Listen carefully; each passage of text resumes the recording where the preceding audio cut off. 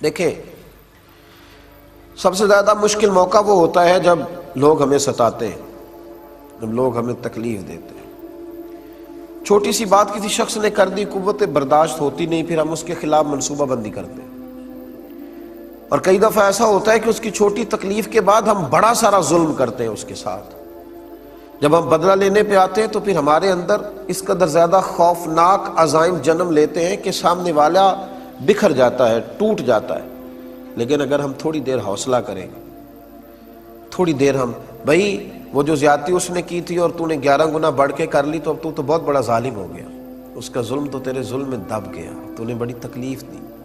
اب وہاں اگر تو صبر کر جاتا، اگر تو احتیاط کر لیتا، تھوڑی دیر احساس کرتا، تو پھر تجھے خیال ہوتا کہ اس نے ظلم کیا ہے تو پھر قیامت کے دن اللہ مجھے بدلہ بھی عطا کر دے گا۔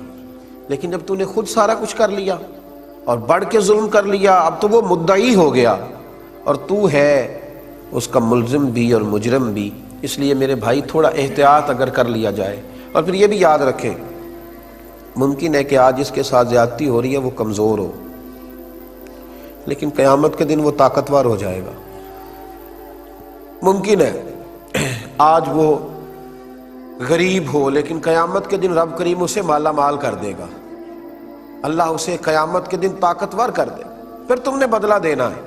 میرے نبی کریم صلی اللہ تعالی علیہ وآلہ وسلم نے ارشاد فرمایا کہ اگر میرے مومن نے کسی ذمی کافر پر بھی ظلم کیا، مسلمانوں کی حکومت میں مسلمانوں کو ٹیکس دے کر جزیہ دے کے رہتا تھا کافر، حکومت چونکہ مسلمانوں کی تھی اور مسلمانوں نے اس ذمی کافر پر ظلم کیا، نبی پاک صلی اللہ علیہ وسلم فرماتے ہیں میں قیامت کے دن اس ذمی کے ساتھ کھڑا ہو کے اللہ کی بارگاہ میں اپنے امتی پر مقدمہ کروں گا، میں مقدمہ کروں گا اس مسلمان پر، اس ذمی کے ساتھ کھڑا ہو کے، کیوں اس نے زیادتی کی، ظلم کی تو تمہیں کافر ذمی کے ساتھ بھی اجازت نہیں ہے، بجائے اس کے کہ اپنوں کے ساتھ ظلم کرو۔ شاہ کسریٰ نے اپنے بیٹے کو عالم بنانے کے لیے ایک استاد کا بندوبست کیا۔ ایک درویش بزرگ تھے تو شاہ کسریٰ کے بیٹے کو وہ پڑھایا کرتے تھے۔ اس دور کے جو اخلاقیات تھے، جس طرح کی بھی تعلیم تھی، وہ پڑھاتے رہے، استاد صاحب پڑھاتے رہے، زمانہ استاد اللہ تبارک و تعالیٰ سے ڈرنے والے تھے،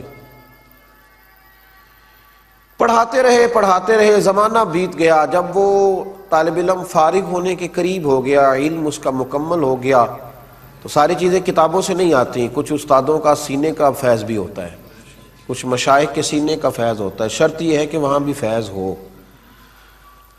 سینے کا فیض بھی ہوتا ہے۔ تو بزرگوں نے کیا کیا کہ اس شہزادے کو، چونکہ بادشاہ کا بیٹا تھا، شہزادہ تھا، تو اس شہزادے کو ایک دن جب وہ فارغ ہو گیا تعلیم سے، تو اس کو بلایا اور بلا کے کمرے کے اندر بند کیا، اندر سے دروازہ لگایا، پھر ہاتھ میں درہ پکڑا، زور زور سے اس کی پشت پر درے مارنے شروع کی، اتنے درے مارے کہ وجود پر نشان پڑ گئے، سخت تکلیف اس کو ہوئی، اذیت کا شکار ہو گیا، اور جب بہت زیادہ اسے مار پیٹ لیا، وہ پوچھتا رہا میری غلطی، آپ کیوں مجھے مار رہے ہیں؟ تو کہا کوئی غلطی نہیں۔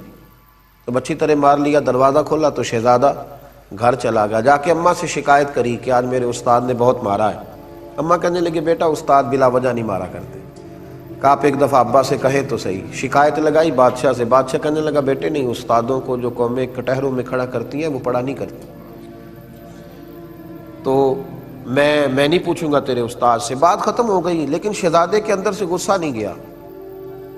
ایک وقت ایسا آیا، ایک زمانہ ایسا آیا کہ بادشاہ انتقال کر گیا تو شہزادہ حکمران بن گیا۔ اس واقعے کو 35 سال بیت گئے جب استاد نے مارا تھا۔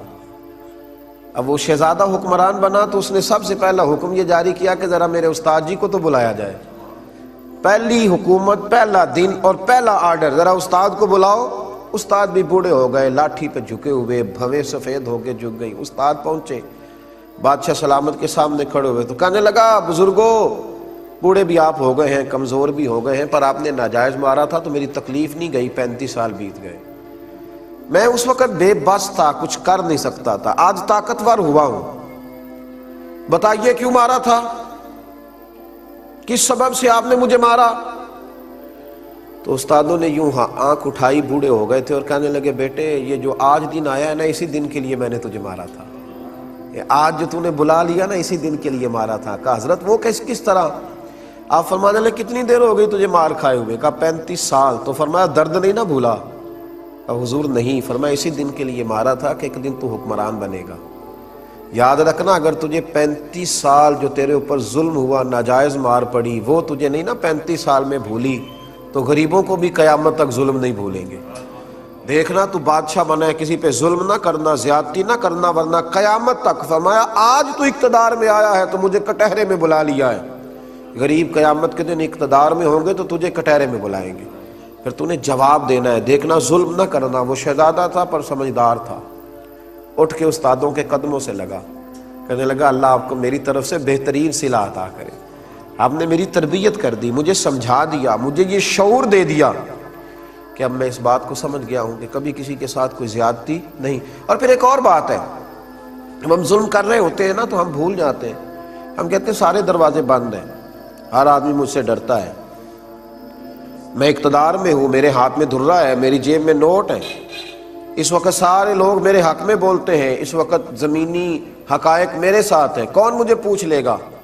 حالانکہ یہ وقت زیادہ لمبا نہیں چلتا، کوئی بھی نہ دیکھ رہا ہو تو عرش کا مالک تو دیکھ رہا ہوتا ہے نا، رب کریم تو دیکھ رہا ہوتا ہے نا، اللہ تبارک و تعالیٰ تو جانتا ہے نا یہ زیادتی کر رہا ہے۔ اللہ حضرت وہب ابن منبہ رحمت اللہ علیہ فرماتے ہیں بنی اسرائیل کا ایک شخص تھا بادشاہ، اس نے محل بنانا تھا،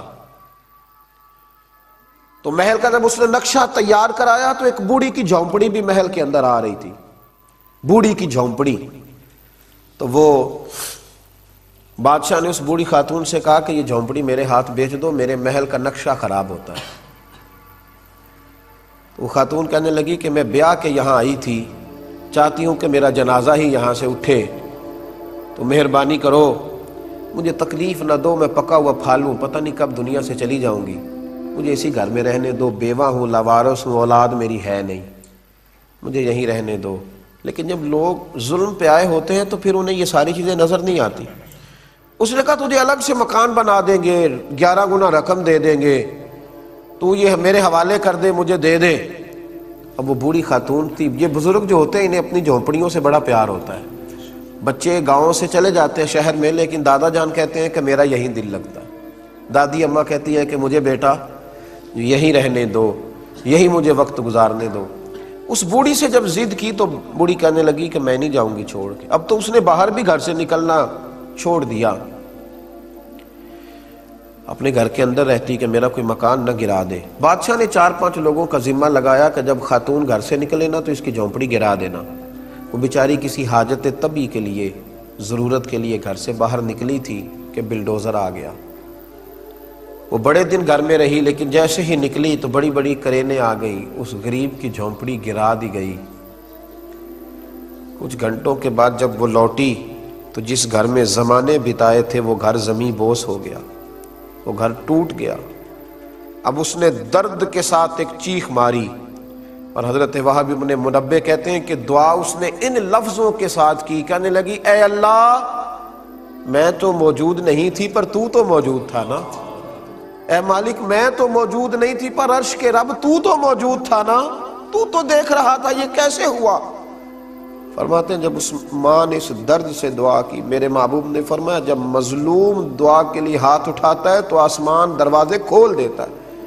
جب اس نے کہا نا کہ اے اللہ تو تو موجود تھا، تو رب کریم نے فرشتوں کو حکم دیا کہ یہ سارے کا سارا علاقہ زمیں بوس کر دو، اس بادشاہ کا تخت زمین سے اٹھا کے پلٹ دو، یہ ساری بستی تباہ کر دو۔ جو لوگ ظلم کرتے ہیں وہ بچا نہیں کرتے، فرمایا وہ سارا شہر تباہ کر دی۔ ہم یہ سمجھتے ہیں کہ کون ہے دیکھنے والا، دروازے تو بند ہیں، اقتدار میرے پاس، طاقت میرے پاس، میں نے اس کو بھی سمجھا لیا ہے، اس پہ بھی روب ڈال لیا ہے، اس شخص کو بھی اپنے ہاتھ میں کر لیا، اس کو بھی کنٹرول کر لیا، اب کون ہے تو میرے خلاف بغاوت کرے گا؟ جب بغاوت ہوتی ہے تو بڑے بڑے تاج اچھل جاتے ہیں، بڑی بڑی کرسیوں کے چاروں پیر ٹوٹ جاتے ہیں، بڑے بڑے اقتدار میں لوگ زنجیروں میں جکڑ دیے جاتے ہیں، بڑی بڑی آزمائشیں قریب آتی ہیں۔ ظلم نہ کریں کبھی بھی، اللہ تعالیٰ عہدہ دے، اقتدار دے، طاقت دے، دولت دے، تو اسے اپنی سیاست نہ سمجھیں، اسے خدا کا فضل سمجھیں۔